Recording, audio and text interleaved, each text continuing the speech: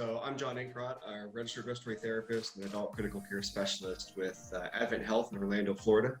I'm currently a part of the Advent Health Flight 1 transport team. We're a single aircraft program.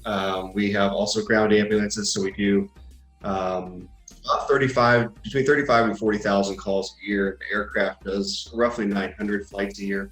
I'm part of the adult team. We have an adult team, a pediatric team, and a NICU team. All comprised of a RN and an RRT, and that's the configuration that we have had here at Advent for 35 years. So I've been involved in respiratory therapy since 1992, graduated in 1993. I'm a native Floridian. I've been up in Cincinnati. I was up there for 15 years, but I'm back home and this is where I'll stay. You know, I've always had a passion for aviation. Even since I was a little kid, I used to go to the airport and watch airplanes with my grandfather.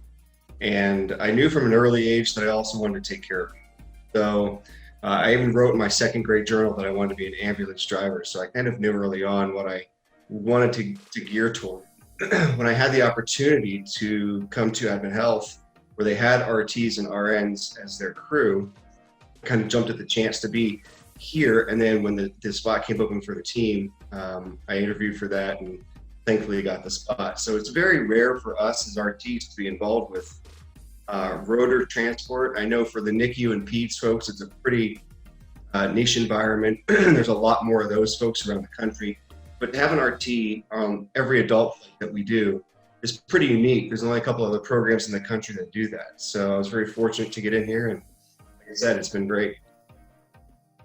You know, one of the biggest things for us is experience. And, you know, when we look at a candidate and we bring somebody into the team, we know at that point that you can probably be a very good respiratory therapist. The average experience on our team is about 16 and a half years.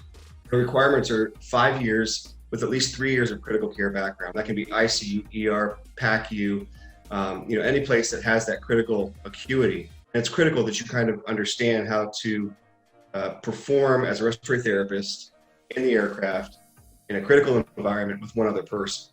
You know, you don't have that ICU group of people that you can fall back on. It's just you and your partner. So there's a lot of critical thinking skills that we want you to bring to the team, but mostly it's for people that can function in a dynamic environment, have critical decision-making skills, and can do it with one other person, and that you're a team player. It's so important.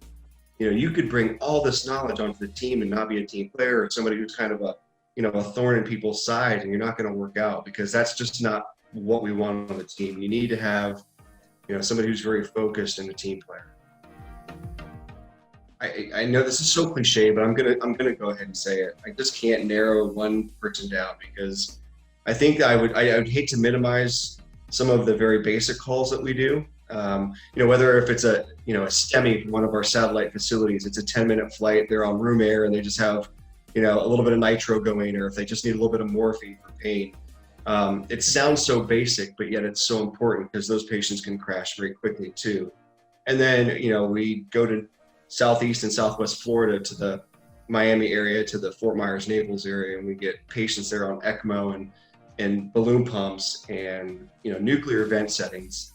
So those are very sick people too. But I would hate to say one person in specific, because, you know, what we offer these folks is the chance to come here, get the care they need, get back to their loved ones. And sometimes, to be quite honest with you, Heather, we're their loved ones. You know, sometimes there is no family. And, you know, that can kind of hit home, because you really, whether it's a handhold or just a little whisper in the ear, everything's going to be okay. You know, that's what we offer. So those are the most fulfilling moments, to take care of your patients and to see them thrive and to see them get out of here. And I think that goes back to the team dynamics and being able to function. You know, it's funny, because you get so used to the people that you work with. We're a small team. We have 15 people on our team. And like, I know when my nurses come in, if they're having a bad day, they know if I'm off. It's just, you really start to develop this rapport with each other that you just know, and you kind of, you know, you lock minds and you kind of function on that same level.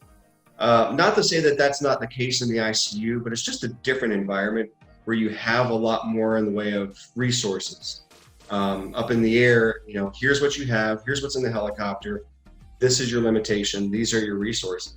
So you have to utilize those the best as possible. Some of the things in the ICU, that's what I said before, is that you're taking these RTs from the ICU. Oh, I've got 20 years in the field and I've got ACCS and I've done this and done that. Excellent. And you do it in that aircraft or in the back of that ambulance at 50 miles an hour, bumping down the road, or in the back of an aircraft where it's 98 degrees and you're sweating and your mask is slipping all over the place. There's just a lot of things that, when you put somebody in the back of that helicopter and you're flying backwards and it's a little turbulent, these are all the things you need to think about that you just don't have to think about. I think that as a profession, this profession's been so good to me, and I have really appreciated what it's given me. And I think I've put a lot into it. And I try to explain to folks it's a return on investment. You will get out of what you put into it.